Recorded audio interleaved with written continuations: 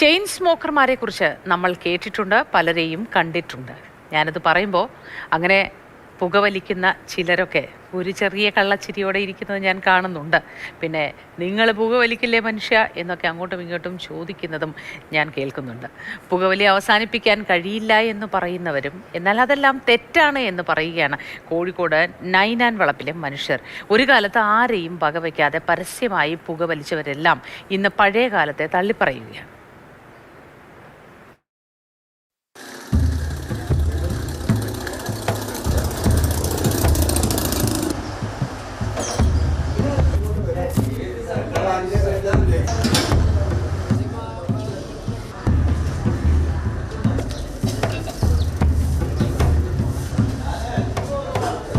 ഒരു കാലത്ത് ബീഡിയുടെയും സിഗരറ്റിൻ്റെയും പുകച്ചുരുളുകൾ ഉയർന്ന തെരുവാണ് ഈ നൈനാൻ വളപ്പ്. എത്ര പഴകിയ പുകവലിശീലവും ഒന്ന് മനസ്സ് വെച്ചാൽ അവസാനിപ്പിക്കാൻ കഴിയുമെന്ന് പറയുകയാണ് ഈ മനുഷ്യർ. കറി വെച്ചാൽ ഞാൻ ഒരു 15-20 കൊല്ലത്തിൻ്റെ അവിടുന്ന് ഇങ്ങോട്ടേക്കാം ഈ പുകവലി തുടങ്ങിയത്. എല്ലാം 15 വയസ്സിൽ ചെറുപ്പത്തിലുള്ള ഈ കൂട്ടുകെട്ട് പറഞ്ഞാൽ അന്ന് അങ്ങനെയാണ് ജീവിതം. കുറേ ടീമുണ്ടാവും, നമ്മൾ 5-10 കുട്ടികളുണ്ടാവും അന്ന്. അപ്പോൾ അങ്ങനെ അതിൻ്റെ അകത്ത് ചില കുട്ടികൾ വീടി വലിക്കുന്നവരുണ്ടാവും. അപ്പോൾ അങ്ങനെ അതിലങ്ങനെ ലയിച്ചാ അത് ഒരു 5 പേക്ക് എങ്ങനെ ആയാലും ഒരു ദിവസം കുറയാതെ വലിക്കും.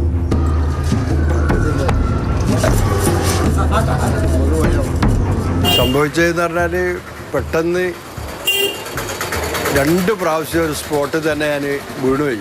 ഞാൻ മക്കൾ കൊണ്ട് ഡോക്ടറെ അടുത്ത് കൊണ്ടുപോയപ്പോൾ പറഞ്ഞ് ഈ സൈഡ് ഹാർട്ട് വർക്ക് ചെയ്യുന്നില്ല, അപ്പോൾ നേരെ ഒരു നൂലുവലി മാത്രമേ ഉള്ളൂ വർക്ക് ചെയ്യുന്നത്. ഇല്ലാന്ന് മക്കളോടും പറഞ്ഞാൽ പോരാ, എന്നോടും പറഞ്ഞാൽ പോരാ, നിങ്ങൾ സ്വയം ഇത് തീരുമാനിക്കണം. ഇല്ല അഞ്ഞു വരിക്കില്ല. അങ്ങനെ അവിടുന്ന് ഇങ്ങോട്ട് ഗുളിക അയച്ചു കൊണ്ട് നിൽക്കുക.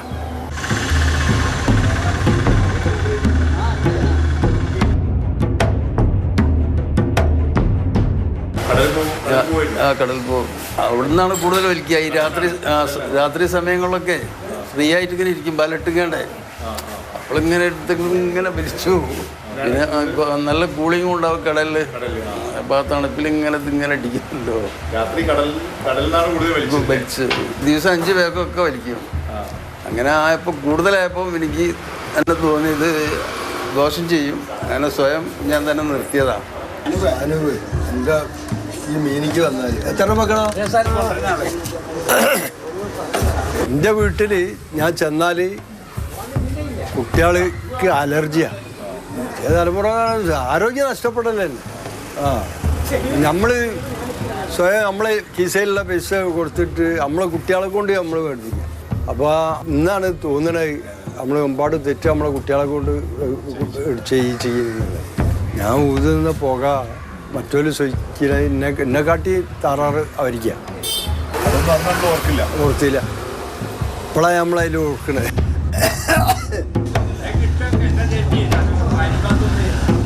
ഇരുപത്തഞ്ചല്ല ഏറ്റവും കുറഞ്ഞ് നിർത്തിയിട്ട് 15-16 വയസ്സാണ് സമയത്ത് തന്നെ വലിക്കൽ തുടങ്ങി. നിർത്താൻ രോഗം പലതും വന്നു. തുടങ്ങിയപ്പം പിന്നെ ഡോക്ടർമാർ പറയൽ തുടങ്ങി ഞാൻ നിർത്തണം. നിർത്തി നോക്കിയിട്ട് ഇന്നും അത് എത്ര എടുത്ത് നോക്കിയാൽ പറഞ്ഞു ഇന്നും പുക വലിച്ച അടയാളപ്പോഴും ഉണ്ട്. ഇന്നിപ്പോൾ നമുക്ക് ആരെങ്കിലും അപ്പുറം നിന്ന് വലിക്കുകയാണെന്നുണ്ടെങ്കിൽ നല്ല ബുദ്ധിമുട്ടുണ്ട്.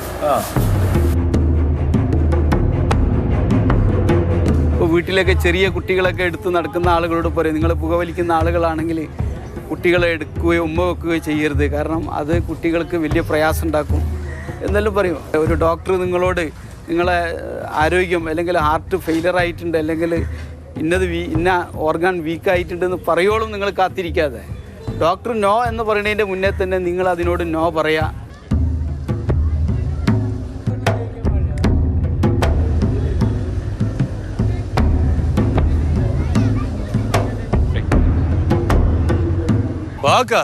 എന്താണ് ഇപ്പോഴും സിഗരറ്റ് ചിക്കൻ അല്ലേ? നിങ്ങളോട് പറഞ്ഞിട്ടൊന്നും നിങ്ങൾക്ക് മനസ്സിലായില്ലേ? മനസ്സിലാകുന്നല്ല, ഞാൻ എൻ്റെ അനുഭവം ഞാൻ പറഞ്ഞു. അതെപ്പോഴും ഞാൻ ഡോക്ടറെ അടുത്ത് പോയതാണ്. ഞാൻ ചെക്കപ്പ് ഒക്കെ കഴിഞ്ഞ് വരാണ്. ഒരു പ്രശ്നവുമില്ല, ഒരു കുഴപ്പമില്ല.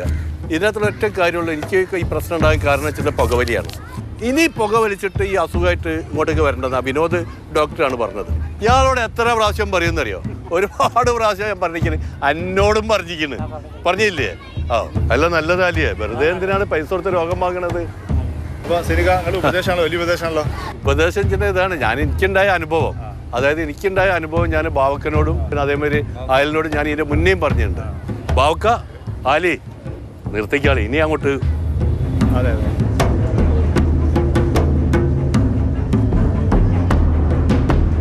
ഉപദേശവും മുന്നറിയിപ്പുകളുമെല്ലാം കേട്ട് പുകവലി നിർത്തിയ ഏറെ പേരുണ്ട്. എത്ര ഉപദേശിച്ചിട്ടും ഇപ്പോഴും പുകവലി നിർബാധം തുടരുന്നവരുമുണ്ട്. ജീവിതാനുഭവങ്ങൾ എല്ലാവർക്കും പാഠമാവട്ടെ. ജസ്റ്റിൻ മാത്യുവിനും ടി കെ ജോമിനുമൊപ്പം മുഹമ്മദ് ഷഹീദ്, മാതൃഭൂമി ന്യൂസ്, കോഴിക്കോട്.